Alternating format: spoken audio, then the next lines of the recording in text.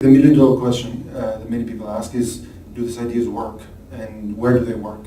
And if there are flaws or if there are things that don't work, how can you fix them?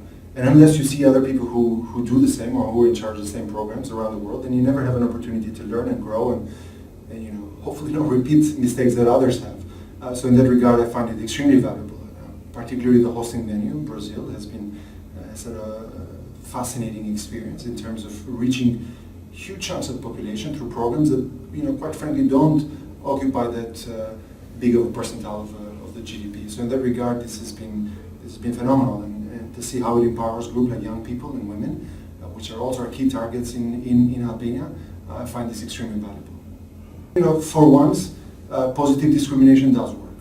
And for all those who seek more evidence why empowering women or young people, I think this forum is a great venue to prove exactly that. And I think for many of us who have just recently made the move towards directing cash transfers to women, to giving either nudges or conditions in exchange for school attendance and in exchange for vaccination and child health, I think this is a confirmation that these ideas work. So in these three particular areas, I found this very useful.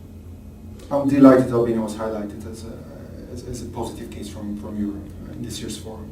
And I understand that there's a lot of room for improvement, but in a few areas Albania does do well. In terms of empowering and boosting benefits for people with disability, I think Albania ranks one of the top in the region. I think it's done a fantastic job. Also in social inclusion. My very own deputy comes from the ranks of people with disability.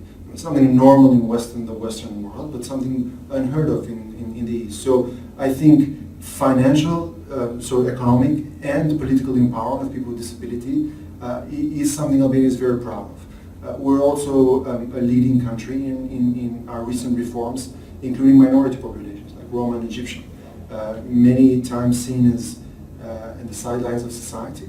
I think Albania has done a good job of inclusion in terms of housing and easing requirements to get social housing, in easing requirements and in cutting red tape and bureaucracy to access economic assistance, and also linking this with skills. Because in the end of the day, one has to agree that these social assistance programs are great, but they should be meant for life.